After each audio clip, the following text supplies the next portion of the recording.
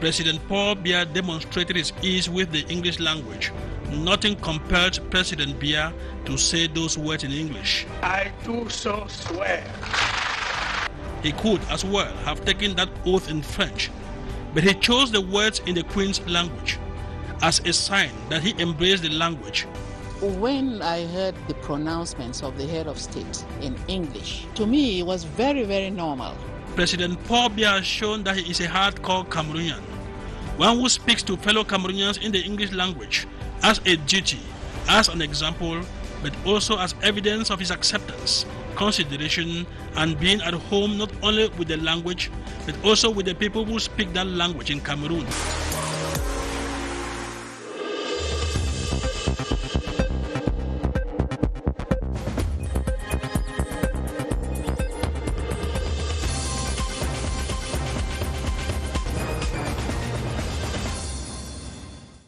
Mesdames, Messieurs, bonsoir. Voici les titres du journal. Coup d'envoi de la vaccination contre le Covid-19 au Cameroun. Le ministre de la Santé publique et 99 personnels de santé déjà vaccinés. Les 200 000 doses sont dispatchées à travers les 10 régions. Les objectifs de la campagne en tête de ce journal. Le coup d'envoi du 3e trimestre à travers le pays, rentré sous la pression des mesures barrières contre la pandémie. Dans le journal, nous ferons le point à Yaoundé et à travers les régions. Et puis le coup d'envoi du Ramadan 2021, ce sera demain mardi. Annonce ce soir de la Commission nationale du croissant lunaire. Nous irons faire le point des préparatifs dans le septentrion avec nos correspondants permanents. Voilà pour les titres. Développement après ce message.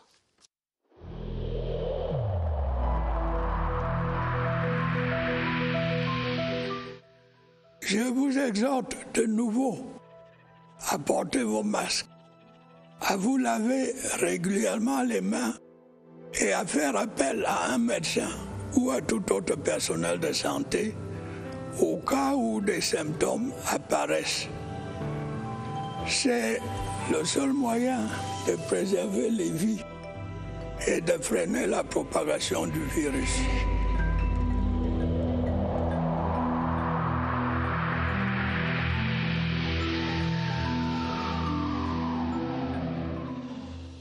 La vaccination anti-Covid-19 est donc en marche. Signal fort au moment du lancement de la campagne ce lundi au centre de prise en charge de Orca à Yaoundé. Le ministre de la Santé publique, Manaouda Malachi, a reçu la toute première dose du vaccin Sinopharm. Au total, ce sont 99 personnes de santé, la catégorie classée prioritaires par le conseil scientifique qui ont été vaccinés en fin de matinée dans ce centre. Un jour qui rentre dans l'histoire. Agnès Olanja-Bessolo. La première dose du vaccin Sinopharm arrivé au Cameroun dimanche est pour le ministre de la Santé publique. Le docteur Manaouda Malachi, premier sujet à recevoir en toute quiétude le vaccin anti-Covid ce lundi 12 avril. Alors, monsieur le ministre, comment vous sentez-vous? Je suis très bien. Je n'ai pas de problème outre mesure. Je n'ai même aucune douleur, pour vous dire. Je me sens libre dans ma tête maintenant, donc peut-être même mieux. Ma carte de vaccination est là. Vous voyez, c'est le numéro 1. C'est bien écrit Manaouda Malachi. Vous avez ma date de naissance, mon numéro de téléphone. Et je rappelle que le numéro de téléphone ici, c'est pour qu'on me rappelle la date de la prise de la deuxième dose. Oui, parce que le vaccin Sinopharm se prend en 2 doses à intervalle de 21 jours. Après 15 minutes d'observation, pas d'effet secondaire à l'horizon. Naturellement, le personnel de santé, première victime de cette affection, est en attente et n'hésitera pas à suivre l'exemple du ministre de la Santé. Ce sera donc 300 doses administrées ce lundi au centre de prise en charge ex-Orca. Ça ne devrait pas nous dispenser de l'observance des mesures barrières et du port systématique de masques. Le calendrier du programme élargi de vaccination au Cameroun est donc lancé. Le circuit vaccinal sera le même partout. Et il faut le dire, le Cameroun, avec une population d'environ 25 à 26 millions d'habitants, ne saurait s'en tenir à cette première livraison de 200 000 doses de vaccins destinées à tout casser à 100 000 personnes seulement. D'autres vaccins sont donc annoncés. Il s'agit de couvrir l'ensemble des personnes à risque et toutes celles désireuses de se faire vacciner. Sidoine Moncam revient ici sur les objectifs du gouvernement et sur les indicateurs de la campagne ouverte ce lundi. Le vaccin Sinopharm, c'est 200 000 doses à raison de 2 prises par personne. La première vague cible ainsi 100 000 hommes et femmes répertoriés par le programme élargi de vaccination. Ce qui est planifié avec Sinopharm, c'est de commencer par le personnel de santé de première ligne qui est vraiment les personnes les plus exposées. Au moins 20% de la population doit bénéficier de cette solution anti-Covid. Le plan national de la vaccination priorise pour cela 3 grands groupes. Le premier groupe, ce sont les cibles qui sont à risque élevé d'attraper la maladie ou de faire des formes graves. Et là, nous avons estimé environ à 800 000. Après, nous allons passer au deuxième groupe qui a un risque modéré et qui représente environ 2 millions. Et enfin, les autres personnes de plus de 50 ans et certains volontaires. Le déploiement sur le terrain et autres actions liées à cette opération obéissent à un plan clairement défini. Il ne s'agit pas de vacciner tout le monde d'un coup. Donc c'est une activité qui est étalée sur 3 ans, en fonction de l'arrivée même des vaccins, en fonction de l'adhésion des populations. Toutes les régions seront aussi couvertes, à l'instar du centre, du littoral ou de l'ouest, qui constitue le trio des plus touchés. Ceci via les 243 centres de vaccination sur le triangle national. Tout est mis en œuvre pour assurer le respect de cette opération, somme toute salvatrice.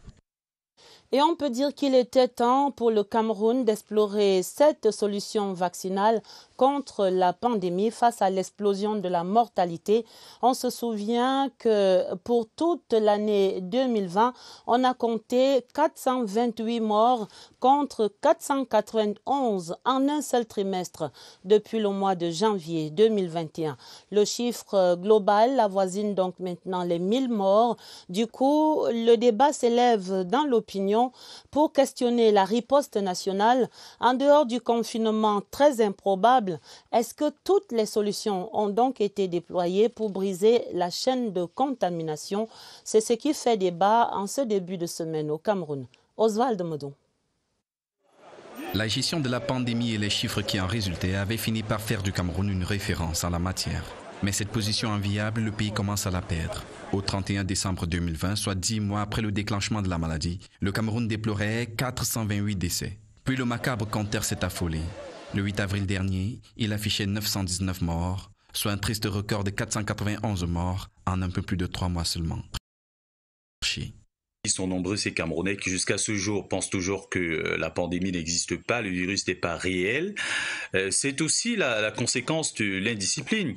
Il y a le volet prévention qui concerne le respect des mesures barrières à travers le port du masque, la distanciation sociale et le lavage constant des mains. Ce serait donc cela l'un des problèmes, un relâchement perceptible au sein de la population. Si la stratégie gouvernementale a fait ses preuves lors de la première vague de contamination, les politiques pensent qu'il faut se réadapter. Il y a un problème, c'est qu'on essaie d'appliquer les mêmes mesures pour tous les pays du monde. Or, au Cameroun, il y a des spécificités. Le test n'est pas une garantie pour dire que si vous l'avez fait, 24 heures après, vous ne pouvez pas attraper le virus, que vous n'êtes pas positif. Donc, est-ce que vous allez faire le test tous les jours? Ça, c'est des questions qui se posent. Adapter la stratégie générale et revoir la communication aussi. Alors nous pensons que toutes les voies n'ont pas été explorées. Il y a encore beaucoup de choses à faire, notamment au niveau de la communication pour essayer de déconstruire ces préjugés et de déconstruire ce scepticisme-là qui persiste. Freiner la folle course est devenu un impératif. Et c'est bien l'affaire de tous et de chacun. L'autre urgence dans ce dispositif sanitaire national contre le Covid-19 concerne le décongestionnement des centres de dépistage d'une part, mais également des centres de prise en charge. Où en est-on donc avec l'ouverture de nouveaux centres de soins tels qu'annoncé à la dernière réunion interministérielle pour faire baisser la pression et la fièvre sur le centre de Orca à Yaoundé? Question ce soir à Irène Ndjanafouda.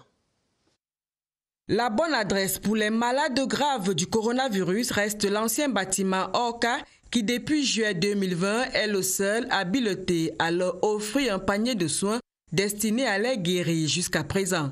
Le dit centre de prise en charge, très sollicité, réussit à tirer son épingle du jeu. Depuis quelques semaines, nous pouvons reconnaître que la pression sur Orca a baissé. À date, c'est une occupation de 45%. Personne n'a vu venir la résurgence du coronavirus et face à la situation, certains hôpitaux reprennent du service en fonction des spécialités qui font leur particularité. S'il y a un patient testé Covid positif et qui nécessite sa dialyse, il sera pris en charge au niveau de l'hôpital général. Jamon sait que c'est une structure qui est spécialisée dans la prise en charge des pathologies pulmonaires. Pour quelqu'un qui est diabétique, il peut être pris en charge à l'hôpital central. La gestion des sujets présentant des comorbidités crée donc une synergie d'action autour de la prise en charge. Et ce lundi de rentrée du 3e trimestre, l'une des principales préoccupations reste bien cette pandémie qui appelle une vigilance de tous les acteurs et de tous les instants face à la résurgence du Covid-19. En dehors des programmes scolaires à compléter absolument et toujours en système de mi-temps, il s'agit également d'éviter de créer des clusters, des foyers de contamination au sein des écoles, des lycées et collèges. Allons voir le dispositif sanitaire pour cette rentrée à Yaoundé. C'est un reportage de Franck Evina. La pandémie n'a pas faibli. Pas question de baisser la garde dans les temples du savoir. On a rassuré que chaque élève qui a oublié son cache-nez, on lui a donné un cache-nez parce qu'on en a ici que, n'est-ce pas, le ministère nous a donné. Nous avons reçu des instructions qui demandaient que les chefs d'établissement prennent des dispositions pour désinfecter les structures scolaires avant la rentrée. Une riposte scolaire soutenue par un dispositif barrière renforcé. Par exemple, on est parti de 3 thermophages, on est aujourd'hui à 5 ou à 6. Ça veut dire que chaque jour, on renforce le dispositif. Nous sommes dans un environnement où il nous est prescrit de respecter les mesures barrières. Nous avons tout fait pour maintenir ce dispositif-là. La distanciation physique garde sa place. La mi-temps s'est aussi inscrite à l'école de la résilience. Face aux récalcitrants, la rigueur des enseignants. Toutefois, la sensibilisation avant la sanction. Il y a des équipes de surveillance, c'est-à-dire pour vérifier pendant la journée, c'est dur, mais on n'y peut rien. Pour vérifier effectivement si chacun aborde son masque, même dans la salle de classe. Une surveillance de proximité pour exclure le virus à couronne du milieu scolaire et résoudre l'équation de la couverture des programmes.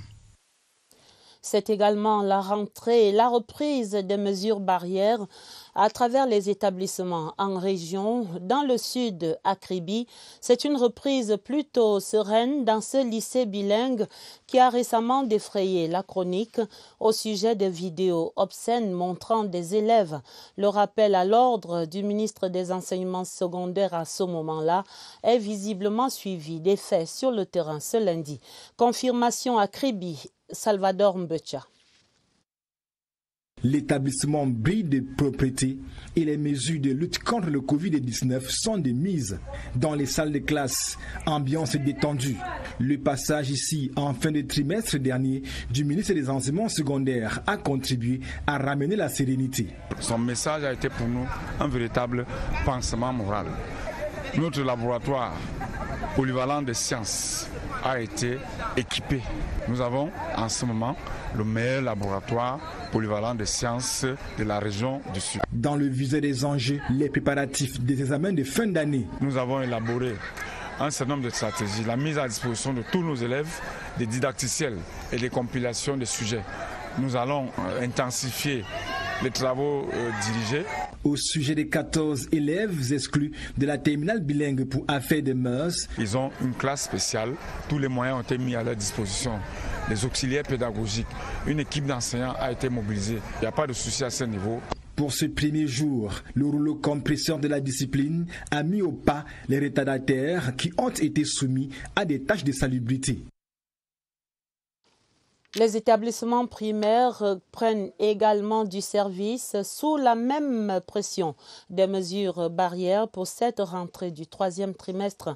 Le port du masque, la distanciation sociale, la règle reste maintenue à 2 élèves par banc et puis le lavage des mains sont des mesures en vigueur.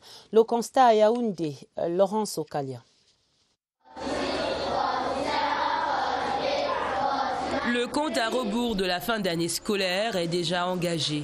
Ce 3e trimestre qui dure à peine quelques mois affiche déjà le rythme dès le premier jour. Les salles de classe sont pleines, les seaux d'eau aussi. C'est une mesure sur laquelle l'administration marque un point d'honneur. On a désinfecté le campus hier et après ce matin, on a mis tous les seaux avec l'eau pour les enfants, pour laver les mains. Les masques apportent aussi un arc-en-ciel de couleurs sur les visages des tout-petits.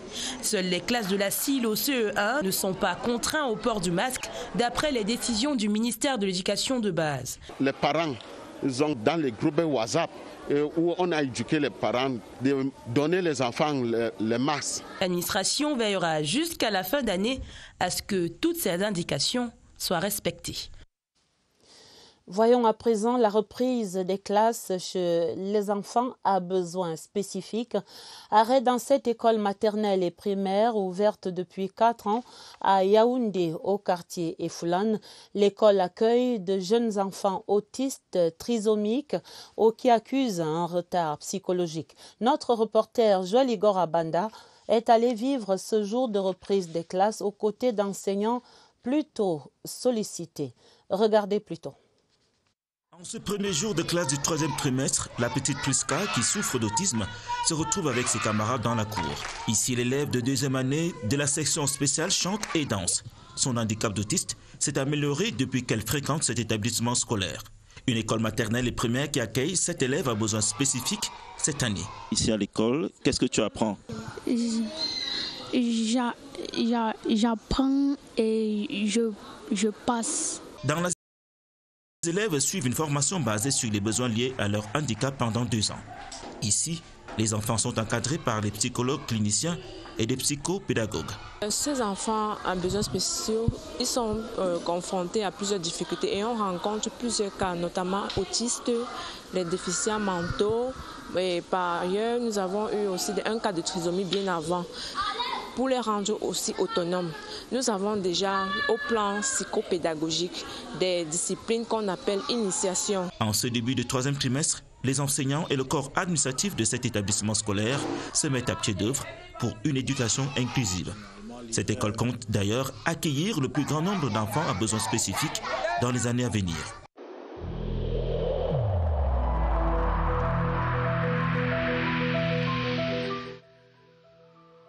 Malgré nos efforts, le Covid-19 a endeuillé de nombreuses familles et provoqué de graves difficultés dans le fonctionnement de notre économie et de notre société.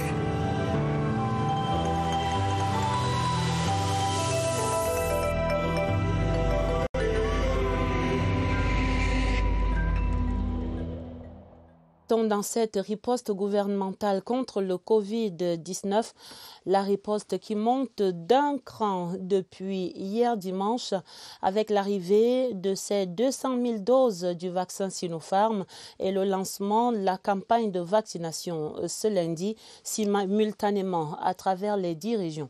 Retour sur la stratégie et les objectifs visés par les autorités sanitaires nationales. C'est dans cet entretien de Évariste Yenga avec son invité. Ils étaient tous deux aux premières loges hier dimanche en Simalène à l'arrivée des 200 000 doses du vaccin chinois. Bonsoir Évariste.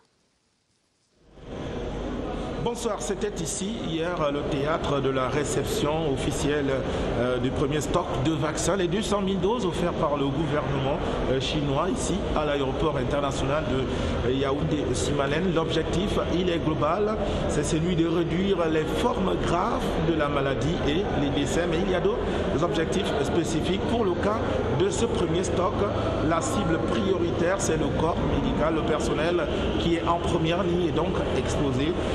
Bien entendu, il y a d'autres cibles qui sont classées aussi prioritaires, les personnes âgées de 50 ans et plus, les personnes présentant des comorbidités, c'est-à-dire des maladies telles que le diabète, l'hypertension et autres.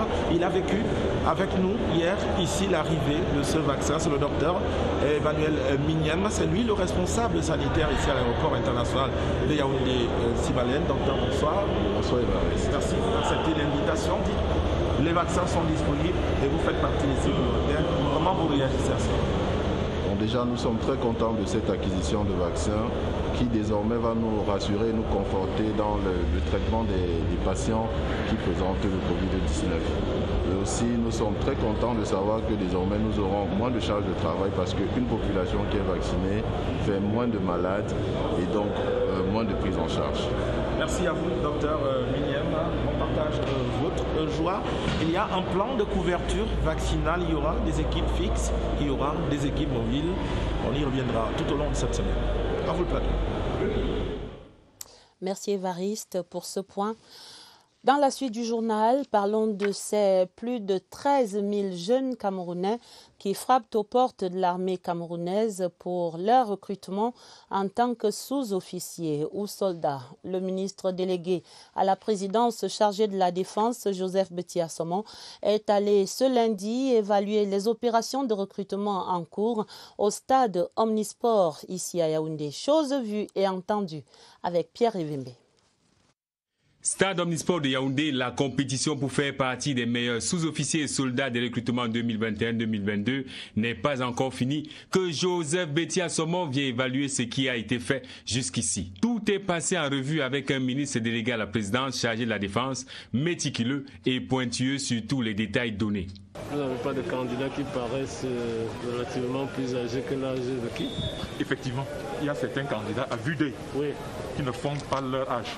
13 850 candidats inscrits, près de 10 000 qui ont passé les épreuves, soit 70% du travail réalisé. 3 403 restent à évaluer.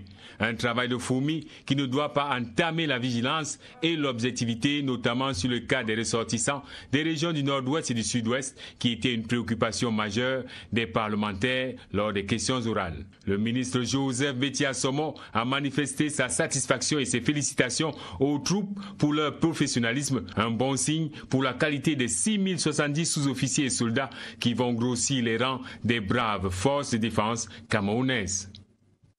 À présent, direction la région du sud-ouest et là-bas, la communauté Bafo pleure son faune. Le président de la République, son Excellence Paul Biya, adresse à cette occasion du décès d'une faune à Sa Majesté Ekoko Moukete, roi des Bafo, au palais royal de Kumba, sous couvert monsieur le gouverneur de la région du sud-ouest Abouya, le chef de l'État qui adresse donc ce télégramme officiel de condoléances. Paul Biya écrit: Mesdames, Messieurs, j'ai appris avec tristesse le décès de Sa Majesté Mfon Victor Moukete, votre père et parent, survenu à Yaoundé. Je salue la mémoire de cette figure emblématique de la scène politique de notre pays. Comme vous le savez, j'ai personnellement connu le patriarche centenaire Mfon Victor Moukete, avec lequel j'entretenais des relations marquées par l'estime mutuelle.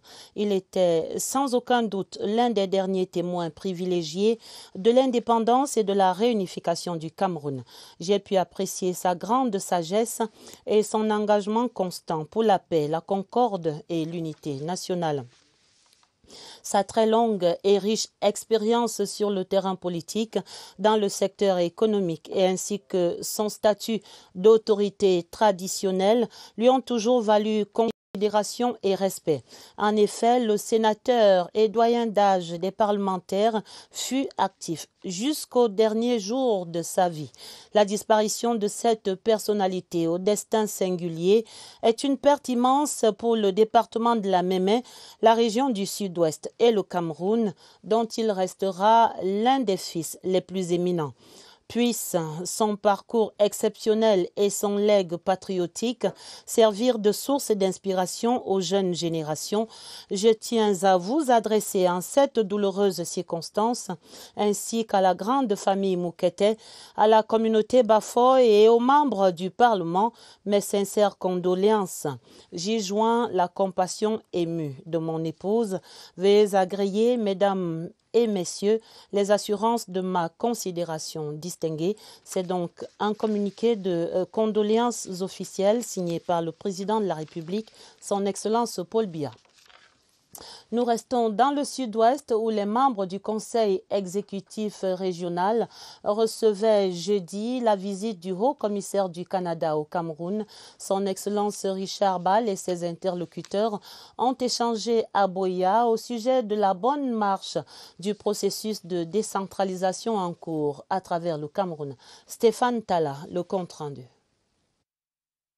Le haut-commissaire du Canada au Cameroun s'est rendu au siège de l'Assemblée régionale du Sud-Ouest quelques mois seulement après sa mise en place. Richard Bale s'est entretenu avec le président de l'exécutif régional Zaccheus Bakoma Elango, le président de la House of Chiefs Dr Chief Atem Ebako Andrew et les autres membres. Ils ont échangé sur l'éducation, la technologie, le développement, l'agriculture et bien d'autres sujets. Il y a un niveau d'ambition élevé, ce qui est bien. On a vu aussi qu'il y a un intérêt à coopérer avec des pays comme le Canada pour que nous partagions nos expériences. Prochain stop, le complexe CRTV Sud-Ouest où l'hôte de marque a fait le tour des différents postes de travail. Je suis impressionné par l'enthousiasme des journalistes ici. On vit au Cameroun comme au Canada. Pour nous, c'est important qu'il y ait une presse qui est forte et qui est indépendante. Richard Bale boucle ainsi dans le Sud-Ouest, entamé un peu plus tôt à la National School of Local Administration. Le PREF-CEMAC en session, la 13e réunion ordinaire de ce programme de réformes économiques et financières de la CEMAC se tenait ce lundi. Les travaux en visioconférence vont durer 2 jours jusqu'à demain mardi. Il s'agit de préparer la rencontre des ministres prévue ce jeudi, le 15 avril. Marie-Laurence Nké évoque ici les dossiers en débat à cette session. Sur la période 2019-2021, les réformes de sauvegarde et de restructuration des économies des États membres ont connu une exécution partielle. Les mesures avec un certain niveau de satisfaction se rapportent aux décisions et recommandations prises en comité de pilotage par les ministres d'une part et la fusion du marché financier d'autre part. En ce qui concerne les décisions et recommandations du COPIL, sur les 57 mesures et recommandations prescrites par ce comité, 36 ont été réalisées. Cela fait un taux de réalisation de 63,1%. S'agissant de la fusion des marchés financiers, la première phase de cette opération a été achevée. La seconde phase a été immédiatement lancée. Les réformes connaissant un retard substantiel sont relatives. Le cas des 11 projets intégrateurs.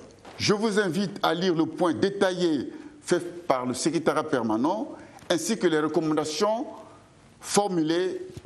Après la table ronde de Paris, plusieurs actions liées à l'appropriation des projets dans les dispositifs budgétaires des États et des organisations partenaires n'ont pas encore été faites. De même, la transmission des informations aux investisseurs. C'est vérifié, ce sera demain le coup d'envoi du Ramadan. La Commission nationale du croissant lunaire a donc le plaisir d'informer les fidèles musulmans du Cameroun que le jeûne de Ramadan va commencer demain 13 avril 2021. Et dans l'extrême nord à Maroua, les fidèles musulmans étaient déjà sur le pied de guerre pour mettre un accent particulier sur les préparatifs de ce Ramadan 2021. Une période d'abstinence, de partage et d'intenses prières qui commence donc ainsi dès demain. Aladji Mustafa fait le point dans l'extrême nord. Comme chaque événement, le mois du Ramadan nécessite des préparatifs. Au sein de la communauté musulmane de l'extrême nord, le côté spirituel doit être pris en compte par chaque fidèle. D'abord, la repentance pour pouvoir nettoyer ses sens et ses organes. Il doit, dans la veille, nourrir l'intention de jeûner soit le mois tout entier, soit de jeûner le lendemain. Durant le mois du Ramadan, le fidèle musulman doit aussi afficher un comportement exemplaire. La recommandation de multiplier les actes de culte, les actes d'adoration, et il doit multiplier les actes de charité. Face à la crise sanitaire et sécuritaire qui secoue l'extrême nord, les fidèles musulmans vont intensifier les prières durant ce mois du Ramadan. Multiplier les invocations afin que nous puissions sortir de cette pandémie. Quatrième pilier de l'islam, le Ramadan est une période d'abstinence, de prière et de partage qui dure 29 ou 30 jours. Même ambiance de préparatifs à Garoua dans la région du Nord. On peaufine les derniers réglages avant le jeûne. Dans les mosquées, les séances de prière se multiplient pour préparer ce mois sacré en obéissance à Allah. Jean Foumargué est à Garoua. Comme d'autres musulmans du monde entier, les fidèles de la région du Nord s'apprêtent à vivre dans quelques heures le jeûne du mois de Ramadan. Et pour mieux aborder cette période de partage, de pardon et de piété, des prières s'intensifient dans les mosquées pour que Dieu donne la foi et le courage à tous pour un jeûne sans fausse note. Il est question de nous renforcer davantage sur le plan de la lecture du Coran, de la générosité parce qu'il faut y penser. Coran, chapelet et autres matériels sont prisés par les fidèles musulmans afin d'être prêts et de renforcer leur foi en Allah en ce moment capital. Le mois de Ramadan est un mois béni que chaque fidèle musulman doit attendre avec une foi sincère, en pardonnant aux autres. Les fidèles musulmans de la région du Nord sont prêts et remettent tout à Dieu pour qu'il les aide à surmonter tout obstacle, surtout en cette période de grande canicule et la menace du coronavirus. Un peu plus bas, dans la région de la Damawa, le compteur marque 100 filles et femmes du département de la Vina, désormais débarrassées de l'analphabétisme numérique. Ceci grâce à une formation en informatique reçue dans le cadre de l'opération MIGEF 2035, initiative de l'IAI conjointe à la section RDPC Vina Sud. La cérémonie de remise des attestations de fin de formation, c'est un reportage de Ibrahim Mohamed Abbassi à Ngaoundéré. Filles et femmes du département se connectent au TIC. Avec la sortie de cette cuvée, l'opération MIGEF 2035 livre plus de 350 000 produits sur l'ensemble du territoire national. Nous avons d'abord commencé par Word et on est arrivé à Excel. Nous avons décidé de prendre les dispositions pour que l'IAI forme nos jeunes filles, pour leur permettre d'avoir la connaissance. L'IAI contribue ainsi à l'édification d'une société numérique au Cameroun. Il est désormais question pour les lauréates de mettre en pratique les connaissances acquises en toute responsabilité. Les réseaux sociaux, il faut savoir les utiliser. Il ne faut pas s'en servir pour les causes de la cybercriminalité. Il faut tout faire justement pour utiliser les réseaux sociaux pour le développement. Avec cette sortie de l'analphabétisme numérique, l'épanouissement et l'autonomisation des femmes sont assurées dans le département du Mbéré. Vers la fin du journal, cette note de sport, nous parlons des qualifications pour les Jeux olympiques de Tokyo. Le match retour des barrages, le Chili contre les filles du Cameroun va se jouer demain mardi. C'est à Antalya en Turquie. Ce sera à 17h heure locale au Cameroun. Après la défaite à la rencontre allée samedi par 2-1 C'étaient les Lionnes face à leur destin. Elles ont maintenant l'impératif et le devoir de vaincre pour obtenir le ticket d'accès à ces Jeux Olympiques de Tokyo. Et lors du match aller, je viens de vous le rappeler, la sélection camerounaise s'est inclinée face à la sélection chilienne sur le score d'1-2. Le match de demain, c'est donc à suivre sur nos antennes CRTV et CRTV Sport and Entertainment. La fin du 20h30, le journal préparé avec la collaboration de Martine Noël Dengue et de Augusta Ngononga. Vous aurez d'autres informations à minuit en compagnie de Sadou Mamoudou et de Elvis Teke. Retrouvez immédiatement après le journal Présidence Actu sur l'activité présidentielle de ces derniers jours. Yves-Marc Medzo qui reçoit par ailleurs en fauteuil d'invité le ministre des Postes et Télécommunications, Minette Libom-Liliken, qui vient évoquer l'ensemble de l'actualité dans son secteur d'activité. Très belle soirée sur la CRTV et à demain, 20h30.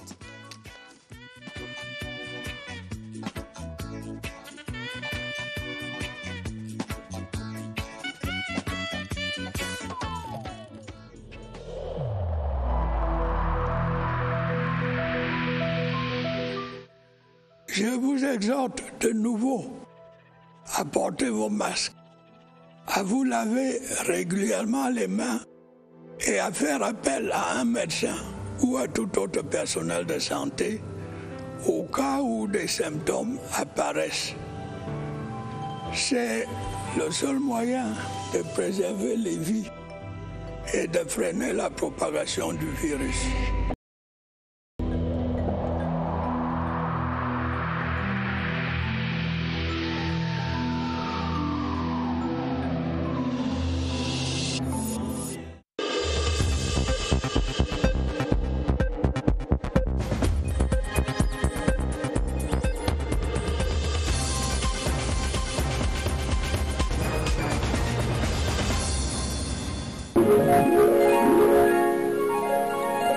CRTV News, ici, toute l'info.